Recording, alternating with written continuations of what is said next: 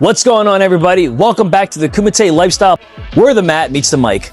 I'm your host, Nick Arndt, and I appreciate you tapping in for another episode. Whether you're watching us on YouTube, listening on Spotify, Apple Podcasts, or streaming the show on your favorite podcast platform, thank you for being here and supporting what we're building. Every view, every listen, every follow, every comment, every review, and every share helps this podcast continue to grow and reach more people. If you're new here, this show is all about real conversations, real stories, and real people doing meaningful things. And if you've been rocking with us already, you know what time it is. Before we get into it, make sure you subscribe on YouTube, follow the podcast on Spotify, Apple Podcasts, leave a rating or review, and share this episode with somebody who needs to hear it. Now, let's get right into this amazing conversation. What's up, everyone, and welcome back to the Kumite Lifestyle Podcast, where the mat meets the mic. And today I'm joined by Alyssa Reynolds. Alyssa, thank you so much for hopping on the Kumite Lifestyle Podcast. How's it going today? I'm good. How are you? Thank you for having me. Yeah, absolutely. And thank you for hopping on. So there's people watching right now on YouTube and also listening on Spotify and Apple Podcasts. Not right now at the moment, but they will once all this is finished. But the reason why I say that is because, just to give the viewer some context of how we know each other, I had a chance to see you compete last year at the Isshinryu Hall of Fame, and I'll talk about that event. And I remember your instructor, Sensei Kyle Forrest, introducing us, and then I had a chance to see you compete this year in the black belt division. So you moved up. So that was pretty special. So I definitely want to hear about your perspective there and your experiences. But I think let's start off with when you started training. So let's go back a little bit in time. So, when did you start training? And then was that something that you wanted to do, or is that something that maybe your parents decided or your family? Yeah. So I moved here from Asheville about 3 years ago. I was in cheerleading for 7 years. So I moved here. I was homeschooled. I was like, I have nothing to do. And my dad, Clay, he is a 6th degree in Isshinryu karate. And he was like, well, why don't we try karate? I was like, no. But I went that Thursday for a fight night, and I like, with no experience, I beat all my matches, and I'm like, well, this is kind of cool. Yeah. So it was more of a parent thing than my thing, but I eventually fell in love with it within the first couple of weeks. Sure. Yeah, that's awesome. And I didn't realize that your dad was already connected with Isshinryu karate. So he's from Arizona. So whenever we moved here, him and my sensei had already a connection because they already know so many people. So it was easy to get in with sensei. Yeah, it's a pretty small, tight-knit community, especially the longer that you're in it. And again, huge shout out to Kyle Forrest as well. He's someone that I've had on the podcast, and my relationship with him he's just amazing. It just sucks that I never get a chance to really hang out with him or talk to him during the Hall of Fame weekend or even yourself or just people, because it's just a fascinating event. But for those watching or listening, you can also go back and listen to the podcast I had with Kyle Forrest as well. I think that's a conversation that everyone can also like as well. So cool. So you started training, and what was training like initially in the beginning? So kind of break down how classes were, because I always find it fascinating how people learn and what they're doing, especially in the beginning years. Yeah. Well, we had our Mondays and Wednesdays at the time. We were in a skating rink. I didn't go too much, let's say from white belt to yellow belt. I was only there 2 times a week, but I learned Seissan Kata within a week, and Sensei just took me underneath his wing and just taught me all the way through up. Yeah. But I learned it pretty quick. But moving on into my orange and green belt level, I was there every day and every Saturday. So we have these classes in the beginning for tournament prep, and those were usually 9 a.m. on Saturdays. So I would always go to those. I was always at regular classes. And I was still trying to fit in because I didn't think I fit in this kind of world into the beginning. But it was definitely an experience walking in, because I'm like, ooh, I don't know about this. But after a few weeks of training, it was okay. It was okay. But even in the first weeks, I fell in love with kata. Kata is just my personal thing. Yeah. I like sparring, and I used to like it a lot more. But like now, I want to do kata.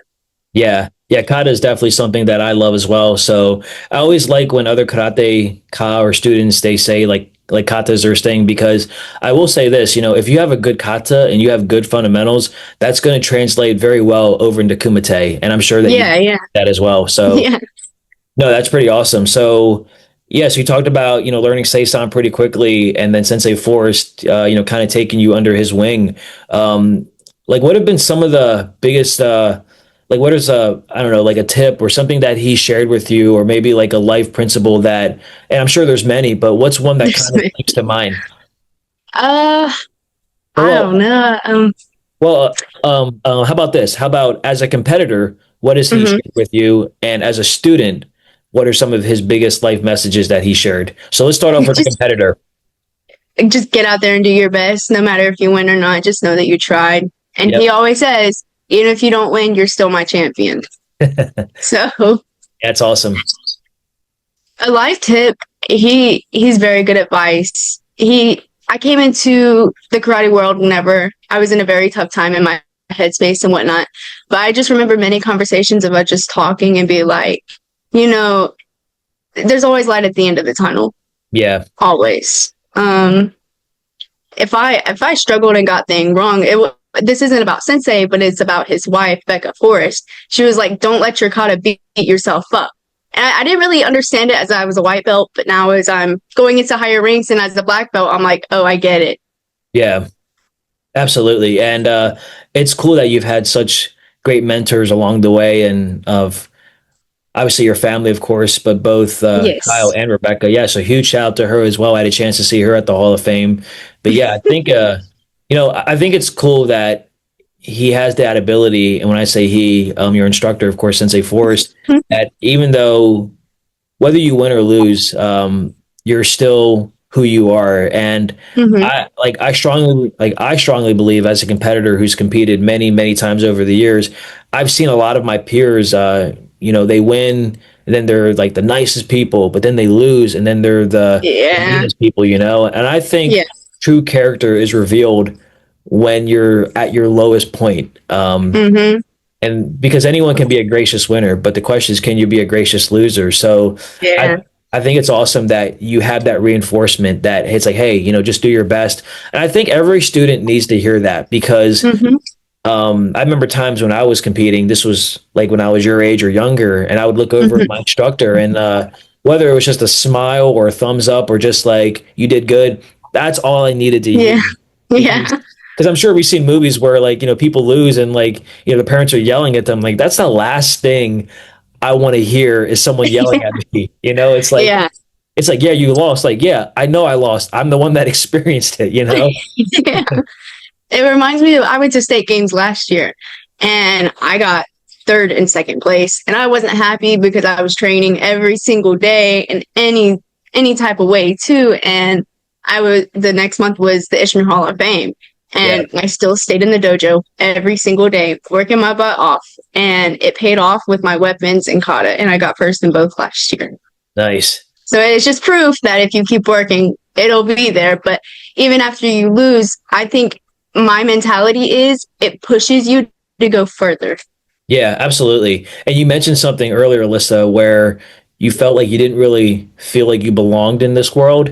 Um, Mm-hmm. just know that's a feeling that a lot of martial artists kind of feel, especially in the beginning, and it doesn't discriminate. And whether it's your age or even folks older. I mean, I teach both Isshinryu and Jiu-Jitsu, and I've had conversations with students, and they come in, they're like, "Yeah, this is cool, but I don't feel like I belong here with these groups of people." And I'm like, well, how come? And then they tell me Yeah, the reason. But I will say this, and I'm comfortable sharing this, but you have to be a little weird to do what we do, I especially, agree. I mean, especially love what we do, Yeah. because um, socially, right? I have a lot of friends now, or I know a lot of people now that don't do what we do. And, I always get like, oh, yeah, so like you guys just roll around in your pajamas, right?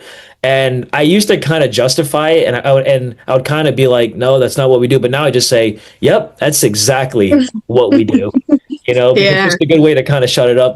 But I wonder, like for you, do you ever have like do you ever struggle kind of explaining what you do to people that don't do karate or have no idea what martial arts is? Yeah, I'm trying to get my friend to do it now, and she's like, "Oh, I don't want to do this." I said, "You can do it. Like, just come Yeah. work with me. I got you."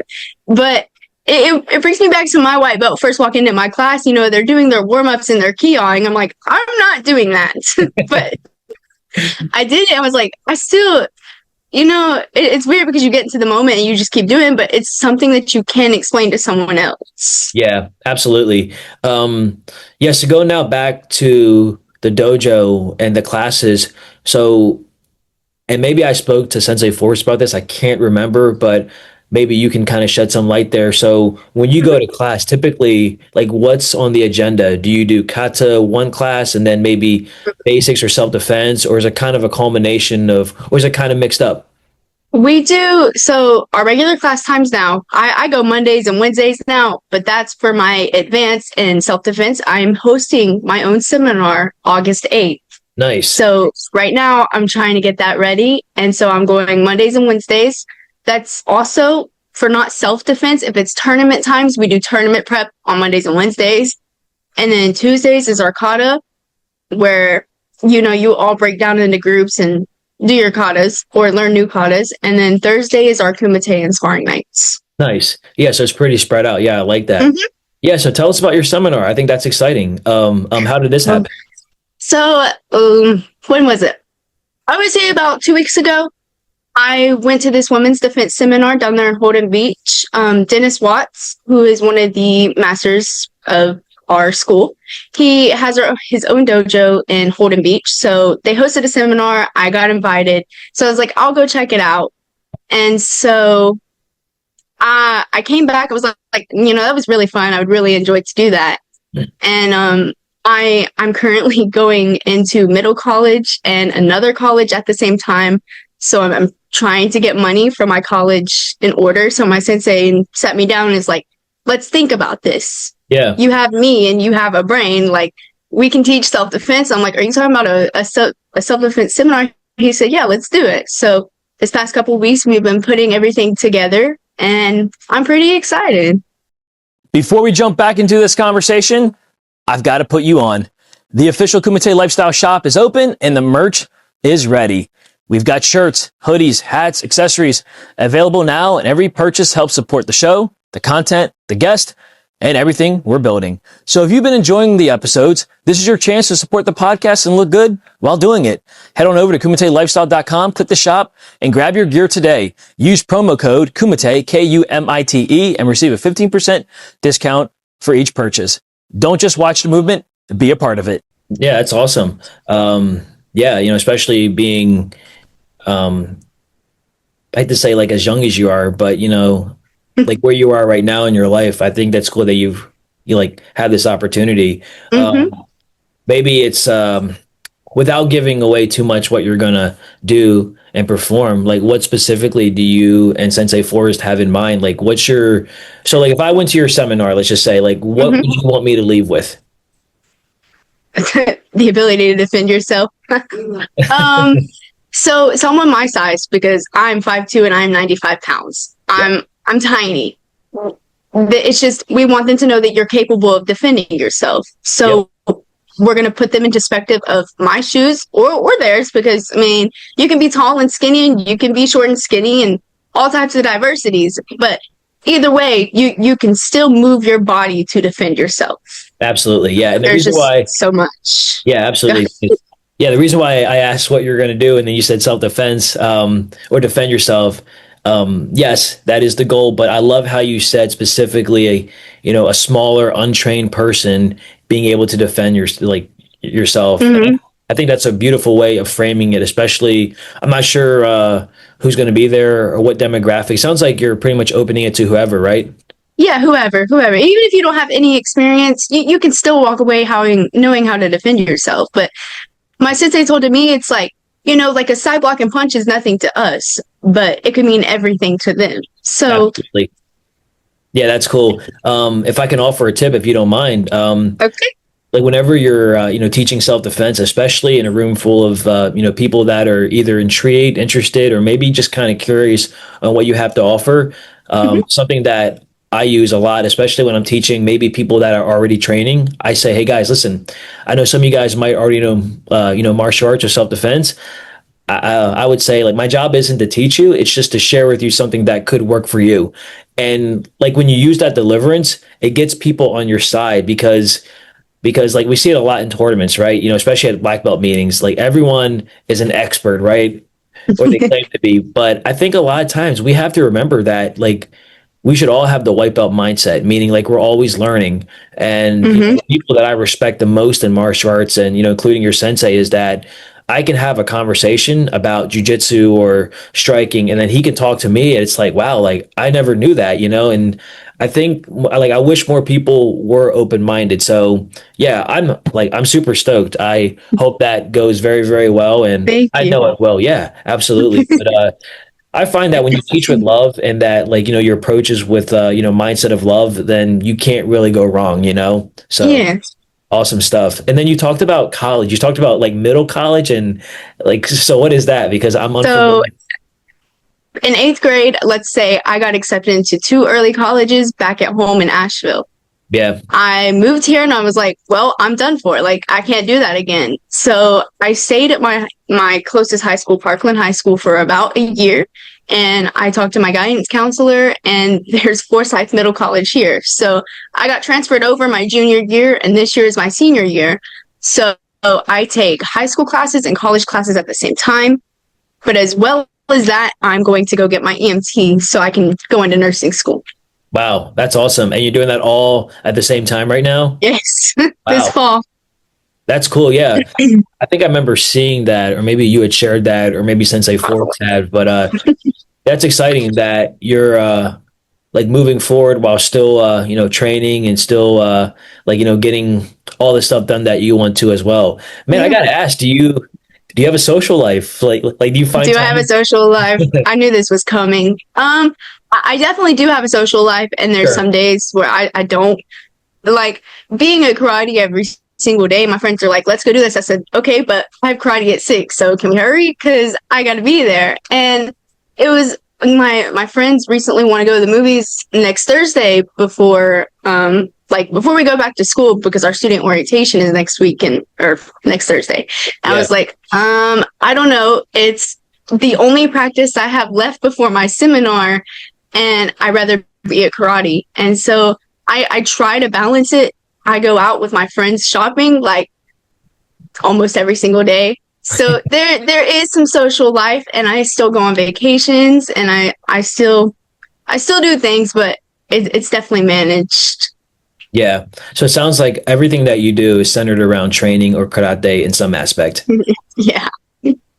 No, I think that's awesome. So when you're hanging out with like your peers, and like Hmm. we don't got to go like too far in depth of who specifically you hang out with, but just in Hmm. general. And the reason why I asked this next question is I feel like you're very motivated, like you're also disciplined. And Yeah. I hate to assume, but I know for myself, especially with the generation now, like your generation, I don't really see too many kids that are really focused on one thing. They're kind of all over the place, or either on their phone, social media. And believe me, I Yeah. get it. But Yeah. do you? I would say that most of the people that you like surround yourself with, are they kind of like minded like you? They're focused on whatever they're doing, or do you kind of have to reel yourself back in sometimes and say, you know what, this is fun, but I got to get Yeah. back to Yeah. Yeah. Some people are and some people aren't. I'm not a bad kid. I don't do what those kids do. And yeah, so I stay to myself. I'm like, you go do that, but I'm going to be right here. I have goals and I don't want to mess my life up. So I'm like, you go do that, and I'll be here whenever you come back, because I'm good. But one of my good friends, I met her last year, and that's when I go shopping with every day. yeah, She is very, very, very determined. She works as a CNA. She makes good money. She's by herself at 19. So she's definitely one who I look up to, because she's good. And I'm like, you're definitely determined, and I need to follow you.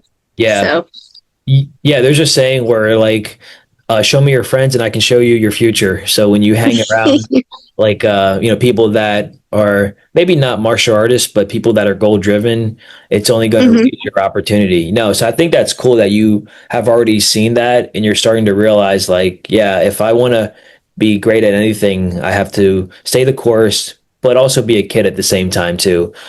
Um, Almost. I'm almost 18. So yeah, but I mean, like, as you navigate your yeah. early adulthood is what I mean. But yeah, and the reason why I share this, Alyssa, is because when I was in my early 20s, I would like that's all I did. I just trained, and Hmm. I had this like it's kind of messed up, but I had this mindset where if you didn't do karate or martial arts, I wouldn't even talk to you. And obviously, that's such a like an ass backwards thing to Yeah. have. But I think I was too disciplined, meaning that I didn't give myself permission to meet other people. And I know back then I limited myself to maybe possible connections, possible, also possible relationships. Well, I know that to be true because I just know like if you didn't do karate, it's like, how could you ever understand what I'm doing? But nowadays, it's like, not everyone does what we do, but that's okay. Hmm. Like they can still be good people, but it's cool for me and you where we can talk about karate or self defense kind of casually. And then I've Hmm. had friends that I've met, never trained, but just through conversations or maybe social media posts. They're like, "Hey Nick, what's so what is all this jujitsu about?" So I have the opportunity, right, to kind of share it with them. So Yeah. if I could go back, I would probably say I would be a lot more, not that I was mean, but I'd be a little bit more open to like all people of all walks of life and I don't know, not just karate people. So Hmm. I feel that's just important to share with the viewers because whether it's karate or any sport, just know at the end of the day, it's just karate, and there's so much Yeah. more to life out there as well. Yeah, so you mentioned also, with college, EMT, I believe, and being a nurse. So Yeah. is that like, obviously that's something that you want to do? Is that a career goal or is that something you want to do Um, maybe like, short term? Like ultimately, like what's your goal for the future? so short term, I've grown. My mom's a paramedic.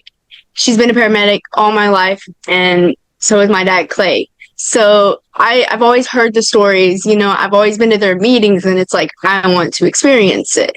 Yeah. So I was gonna go for my CNA, but I'm like, I'd rather just go get my EMT and do what my parents do just to experience it. But it's gonna be short term, and by short term I mean less than a year at least. So then I'm gonna move into nursing school. I'm gonna go get my bachelor's in nursing, and I want to move forward to my nursing, my my master's for pediatric nurse practitioner. This part of the episode could be sponsored by you. If you're a business owner, creator, entrepreneur, brand, or organization looking to get in front of the engaged audience, this is your opportunity. Kumite Lifestyle is growing, and we're always looking to partner with people who are doing good work and want to connect with the community. To sponsor an episode or to learn more, visit kumitelifestyle.com or reach out directly. Let's build something together. Now, back to the episode. Wow, that's awesome. So Yeah, it's like you have it all laid out. It's like you know exactly where you need to go and what you need to do it. So yeah, right on. I think that's mhm, awesome. Also, huge shout out to your family as well for yes, like being supportive. I mean, always. it takes a team. Something that I've learned is you can't go through life by yourself, and I think it's cool that you had that opportunity. And I had a chance to kind of meet your family a little bit in Tennessee, and I could just feel the love and Yeah, they're very supportive. They're always behind me no matter what I want to do. yeah. So, Also, huge shout out to I think he's your brother. hmm, Yeah, he came up to me and introduced himself, and he was talking about training, and I could just see that kind of spark. But yeah, yeah. I can It's good definitely, for him because he can get out of the house and do stuff, and I'm glad that he has that opportunity. yeah, absolutely, and I can tell that he thinks very highly of you, and I think that's awesome. Yeah, he's always there too. It's like a whole supportive group. You got my brother, my mom, my dad, Sensei, always. Yeah, Just everyone from the dojo and my family, my Mimo, my friends. They all understand that I'm busy. yeah, absolutely. So you kind of touched on like your goals outside of martial arts. So what are some of your goals with martial arts. So I know you said you're about to be 18. You have all these things that you're already accomplished, and you're a black belt. So I do want to talk about you earning your black belt. But before we do, kind of tell the viewers, like, where do you see yourself short term with martial arts? Is it something that you want to do for the rest of your life? I really think I don't think I could quit martial arts. I'm gonna speak about this during my brown belt. I wanted to quit. I felt like I was doing nothing right. I was in my head all the time. I'm like, oh no, I can't do it anymore. But I don't think I could possibly quit. It's just so much around me involves karate, and it's like, what am I gonna do if I don't do karate? Sit at home? I don't think so. It's like I love being able to teach. I love being able to help the students and myself. It helps me as a person. But I don't think I think it'll be a long term thing. That's awesome. Yeah, and I hope it's a long term thing for you as well. And you already have a really good pathway like to that. I mean, look at the success that both Kyle and Rebecca have. I mean, who knows? Maybe one day, like, you'll be a sensei of your own school or Yeah, club. I mean, maybe. it's realistic. I think Yeah, yeah. sometimes we think those things are too far ahead, but it's really not. I know people that have started dojos at 17. So it's Wow. yeah, it's definitely something that can be achievable. So you mentioned brown belt and kind of being at that hump, if you will, or that midway, not midlife crisis, but like, maybe just that maybe just that middle part of training where you Yeah. kind of second guessed yourself. So when you got your brown belt, like leading up to your black belt, what was that transition like? Did you kind of get like more rejuvenated because you knew you were so close to black belt? Yeah, I wrote this paper on tranquility. Um and my dad was like, "You should have had that paper done yesterday." I'm like, "No way. I'm not even halfway there." And I was halfway there. And so I'm starting to prepare myself, I'm doing my katas every day because for our test we didn't do Kusanku in the dark, blindfolded. I was Yeah. like, there's no way. I'm already scared to do the jump alone. How am I supposed to do that? But I definitely trained my butt off. I was going through all the history again. It was like I was a white belt again, trying to relearn. And my dad always says it's not. Hold on, let me think about this. It's like it's a new start. He says you go through your basics, like high school, and now you're moving on to a university and college just to put everything together. Yeah.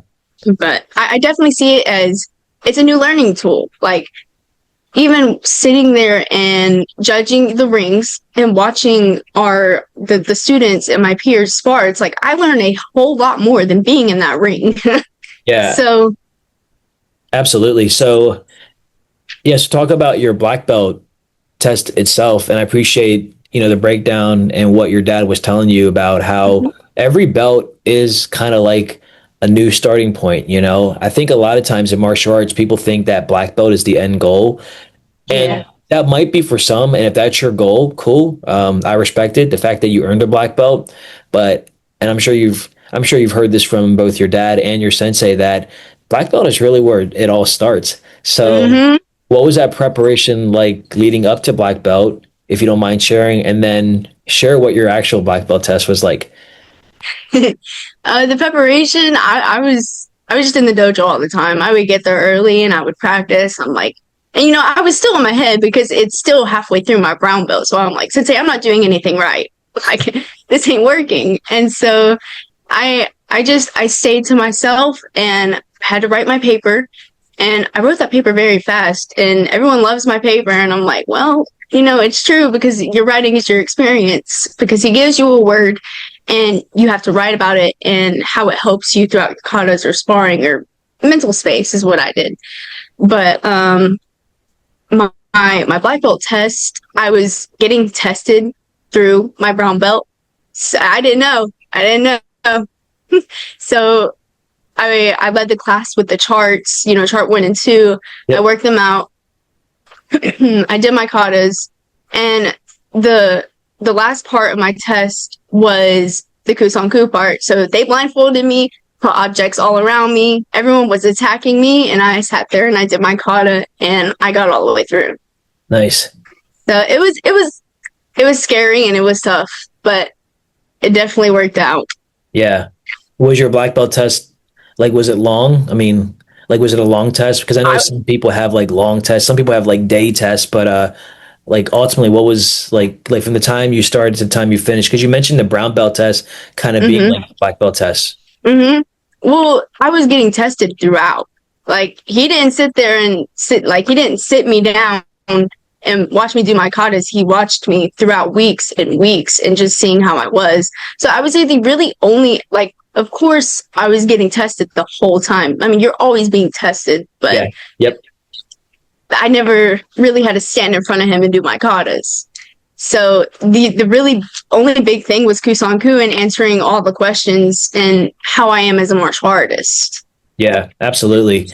I think it's a good point, and it's also just a good reminder that we are always being watched and always being graded, if you will. And yeah, Sensei Forrest is a smart man like that. And you said something in the beginning that where he was taking you under his wing, and I don't know how many black belts that he's produced or has had, but I know that him promoting you must have been a very special moment, not only for you but also for him. I am the sixth black belt woman that he's promoted. Nice. And when I started, I am the only one still there with my black belt. There you go. Yeah. So What changed after you got your black belt? Did I mean, like honestly, this is gonna sound crazy, but I feel like I do my katas different, and I feel more confident in myself. It's just a big confidence level. I still train as much as I did, but I now have the capabilities of doing more than I did. Yeah. So I'm going back in my katas and learning every single self-defense that I can, because I'm a big self-defense person. But it's just, you realize things so much more now. Yeah. Like the light bulb moments, it happens every single night. Yeah. So. And as a black belt, you start to see all the things that were told to you, and now you can relate that over to the student.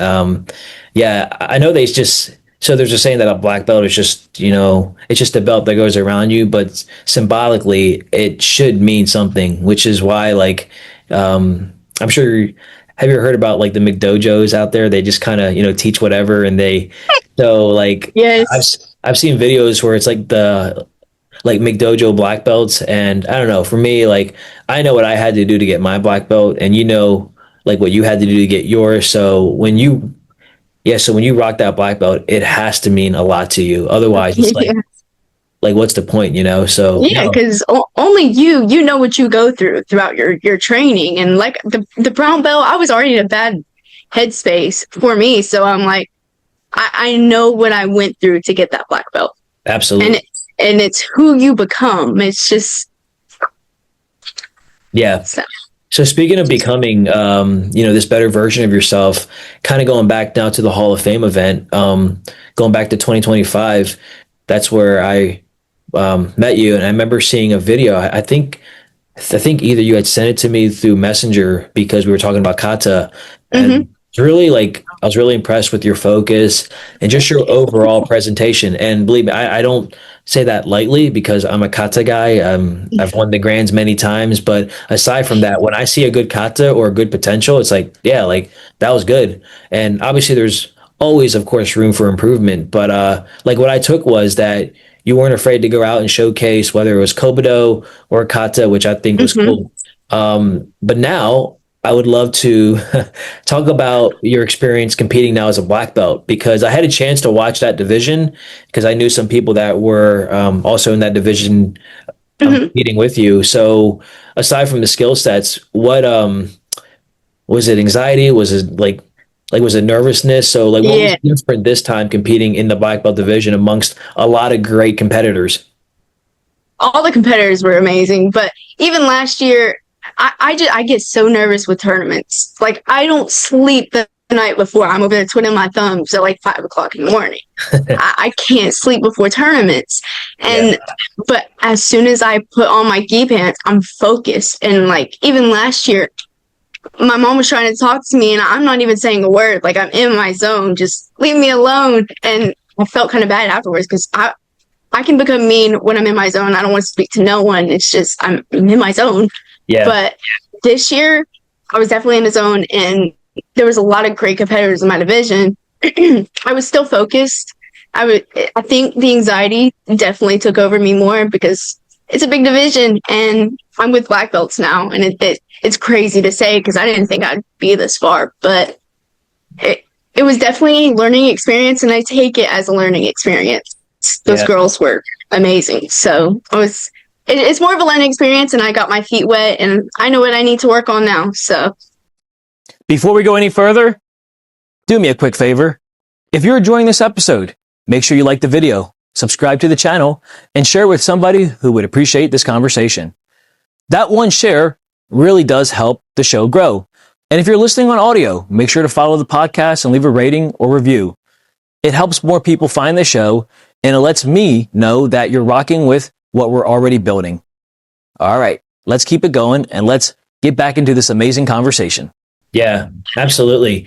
I appreciate you sharing that, especially about just kind of just taking it all in. And something that I do as a competitor, whether I'm watching my own ring directly or just kind of the rings indirectly, if you will, is like I try to find something that, each competitor does, something that I can take with me. So when you were watching the other ladies compete, whether it was kata or kobudo, what ultimately did you take away, from the other black belt ladies? Like what is something that stood out that maybe not one person did, but collectively that you can improve on and kind of use for your own experience? To slow down. They're a lot. It's like the black belts are so much more different than. I mean, this was my first black belt tournament. I didn't go to state games this year because I'm like, I wanted Isshinryu Hall of Fame to be my first black belt tournament. Yeah. And so the way that they move and the way that they present themselves, like I know I present myself pretty well, but it's like they're Olympic style, and I'm like, well, it's definitely different. Like I think my foot slipped on that carpet in my weapons kata. And so I was like, well, it's okay. Yeah. Because, I mean, you can't even mess up once in this division. And it was definitely an eye-opener. But I know it's just the training aspect. You have to train and train and train. Yeah. What kata did you do for weapons? And what was your empty hand kata? Tokamini no kun and Shinto kata. Shinto kata is my kata. It is the one that I always perform with. I worked with it continuously for 2 years. So it's so much. Yeah. So aside from the results, right? Aside from whatever the judges may have scored you, because that's all biased anyways, things that we can't control. But how did you feel ultimately with your performance competing in the black belt division? So, and again, like I want to kind of preface this with saying, like, instead of just saying like, oh, it was bad or it was good, not that you would say that, but I really want to know, like if you could self-evaluate your own performance, not comparing yourself to your peers, but did you feel like you performed at a black belt level that day? I don't. Yeah. I don't. I was like, I don't know. It's like, sure, I performed and I performed the best I could, but I didn't perform like those girls. And I'm like, and that's okay. It's new to me, and I'm getting my feet wet with this whole black belt division thing because next year it's going to be even harder. So I'm like, well, but I don't feel like I did the best I could. Yeah. I put everything into it, and I don't know. I guess I lost my focus because I went second, and going second or first, I'd rather not. Not. But I did the best I could, and the results were the results, and I took it as a learning experience to know what I need to work on. Yeah. Yeah. So I've gone first, I've gone second, I've gone last, and it's interesting how that order does play out.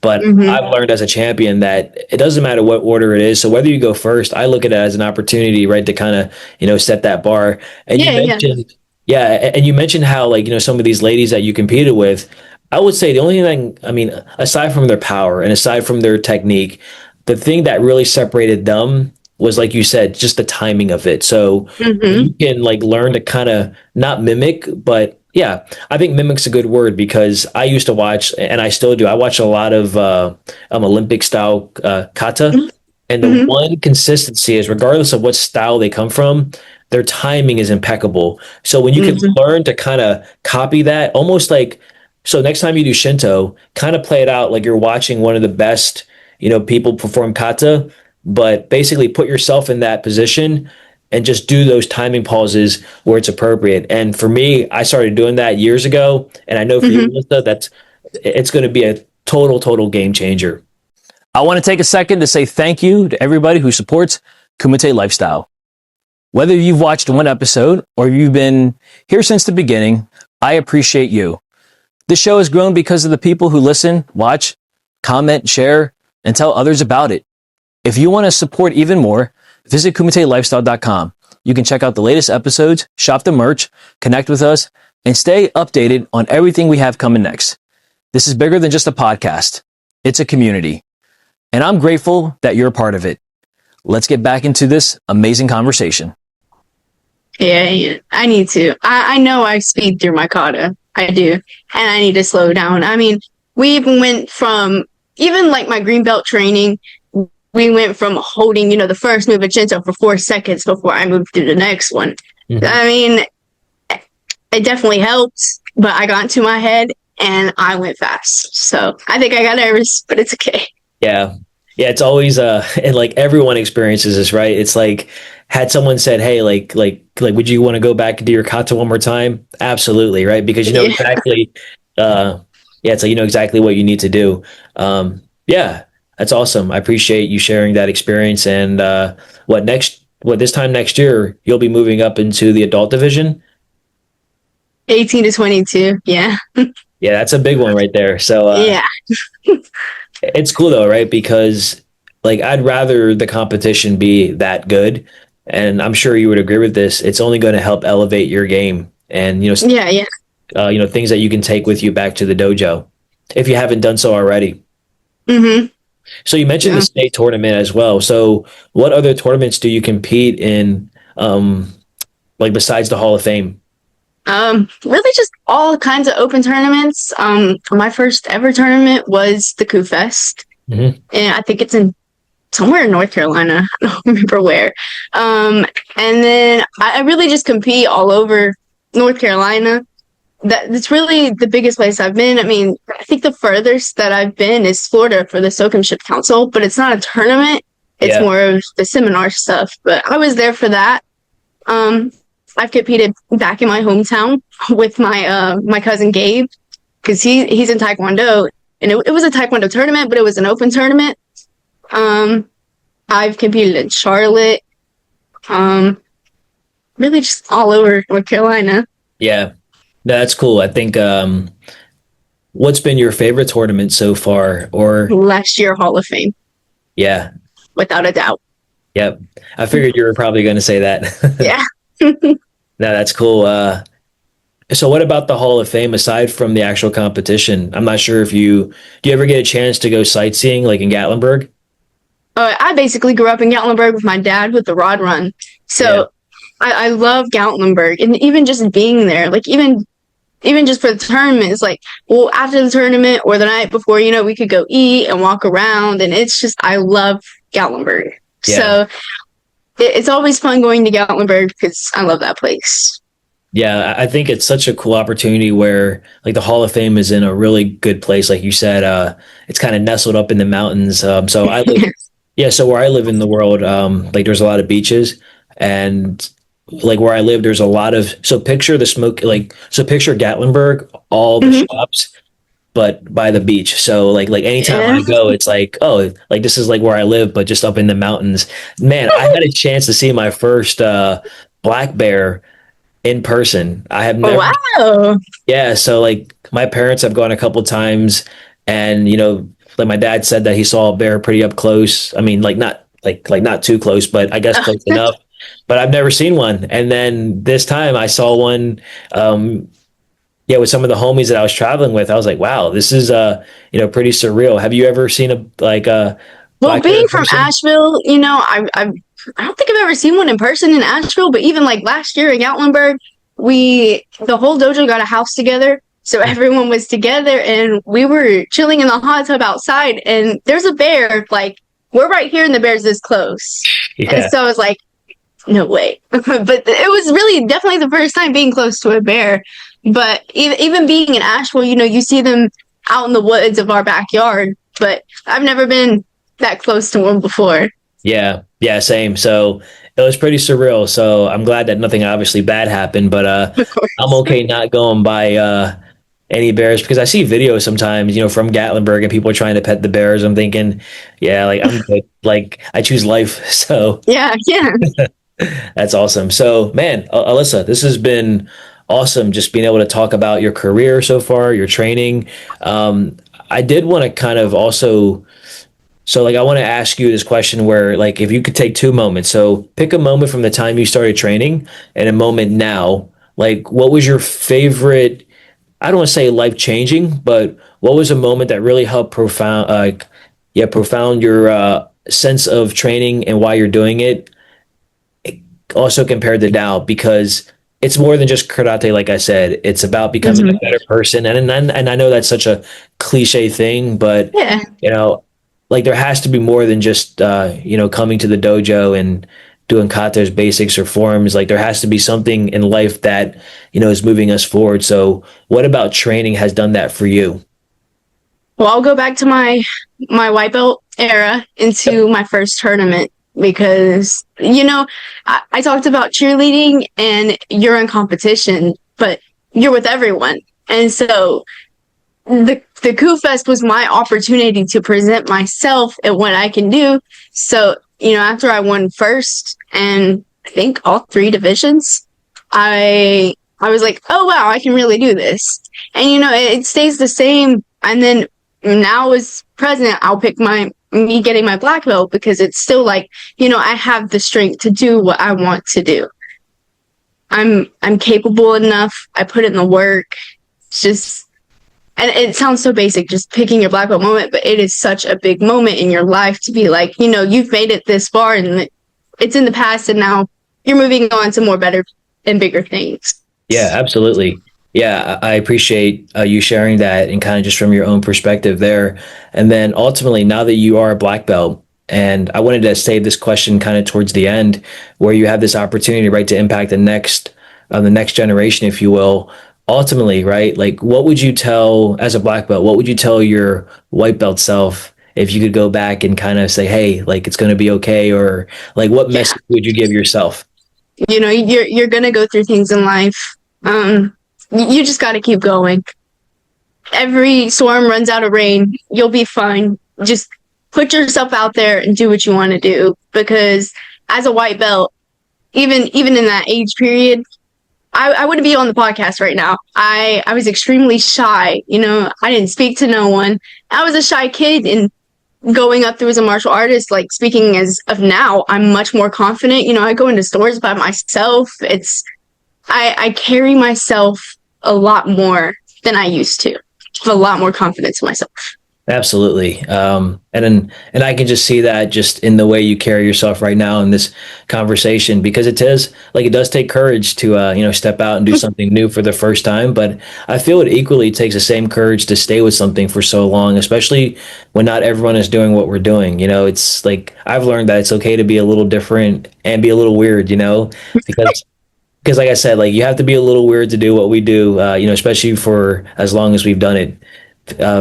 Yeah, very cool. So, Alyssa, where can people find you on social media if you're willing to share that, or just get in touch with maybe yourself, or if they want to get in contact with the school that you train at?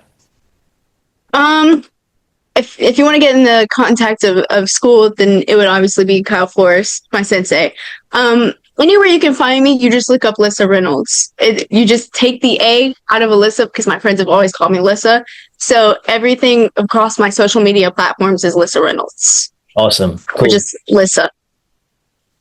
Absolutely. Yeah. So, yeah, for those watching or listening, if you guys want to stay in touch with Alyssa or ask any questions about her training or just life, I'm sure you'll be more than willing to do that if you're Of comfortable, of course. course. Yes. And then the final question is if you could give a shout out to any three people in the world, and Three maybe people in the world.